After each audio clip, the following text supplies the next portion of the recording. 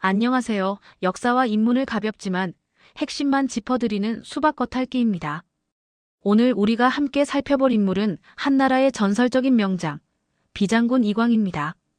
최고의 실력과 인품을 갖추고도 왜 그는 비극적인 최후를 맞이해야 했을까요? 덕과 불운이 뒤엉킨 그의 삶 속으로 들어가 보겠습니다. 먼저 서론입니다. 왕관 없는 영웅의 원형에 대해 이야기해보죠. 이광은 단순한 역사 속 인물을 넘어 사마천이 구축한 강력한 문학적 원형입니다. 최고의 재능과 덕을 갖추었음에도 불구하고 세상의 인정을 받지 못한 불운한 영웅의 전형이죠. 그의 전기는 인간의 능력과 하늘의 보상 사이의 단절을 탐구하는 핵심적인 장치이며 실력보다 아첨을 보상하는 정치 체제에 대한 사마천의 통렬한 비판을 담고 있습니다. 사마천은 이광을 통해 천도는 과연 공평한가? 라는 근원적인 물음을 던집니다. 이광이 끝내 제후에 봉해지지 못한 비극은 이릉을 변호하다 궁형을 당한 사마천 자신의 운명과도 깊이 공명하고 있습니다.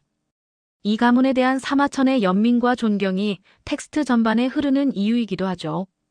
본격적으로 비장군 이광의 생애를 따라가 보겠습니다. 이광은 진나라 시절 명장 이신의 후예로 대대로 활쏘기를 가업으로 삼은 무장 가문 출신입니다. 한나라 문제 시절 흉노와의 전투에서 이미 독보적인 용맹을 떨치며 그 재능을 인정받기 시작했습니다. 당시 문제는 그의 재능을 보고 이렇게 탄식했습니다. 아깝도다. 그대가 고제 시절에 태어났다면 만호의 자리가 어찌 대수였겠는가.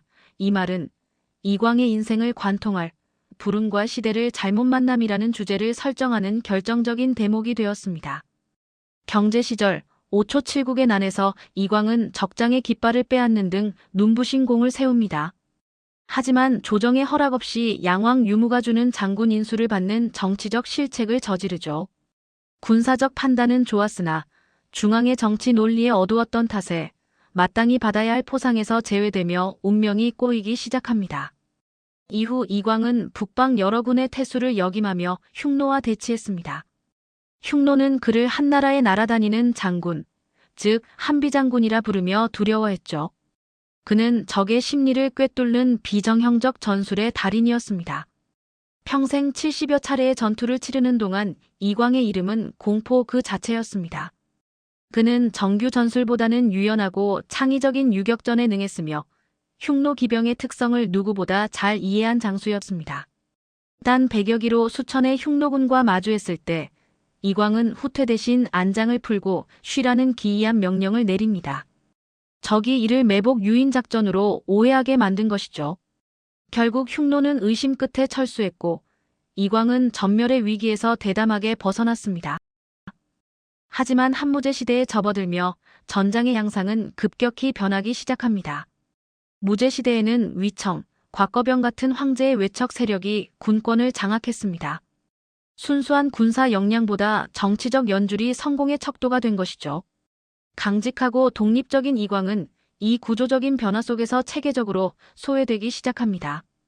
마읍 전투의 실패 흉노에게 생포되었다가 탈출하는 굴욕, 그리고 정치적 견제까지. 이광의 불운은 단순한 운명의 장난이라기보다 황제의 불신과 정치적 견제가 가려진 결과물에 가까웠습니다. 기원전 119년 막북 원정에서 총사령관 위청은 황제의 밀명을 받아 이광을 험한 우회로로 돌립니다. 이는 사실상 그에게서 공을 세울 기회를 박탈하는 조치였습니다. 결과적으로 이광의 부대는 사막에서 길을 잃었고 전투가 끝난 뒤에야 본대에 합류했습니다. 그는 길을 잃은 경위에 대해 문관인 도필리에게 보고서를 제출하고 신문을 받아야 하는 치욕적인 상황에 놓였습니다. 이에 이광은 다음과 같은 마지막 말을 남기고 칼을 뽑아 자결했습니다. 나는 70여 차례 전투를 치렀다. 이제 대장군을 따라 선우와 맞붙을 기회를 얻었으나 대장군은 나의 부대를 먼 길로 돌게 하여 길을 잃게 만들었다. 이 어찌 하늘의 뜻이 아니겠는가. 내 나이 60이 넘어 이제 와서 도필리 따위의 신문을 받을 수는 없다. 그의 죽음은 절망이 아닌 관료주의와 정치적 모략에 대한 마지막 저항이자 명예를 지키기 위한 선택이었습니다. 그의 죽음 소식이 전해지자 그를 따르던 모든 병사와 장교들은 물론 소식을 들은 백성들까지 모두 통곡하며 슬퍼했다고 기록되어 있습니다.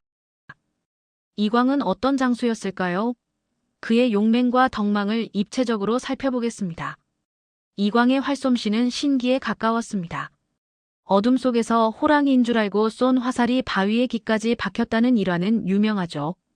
그는 확실히 명중시킬 자신이 없으면 활을 당기지 않는 완벽주의자였으며 본능과 직관에 근거한 무인의 혼을 가졌습니다. 엄격한 군법을 중시했던 법장 정불식과 비교하면 이광의 특징이 더 잘 드러납니다.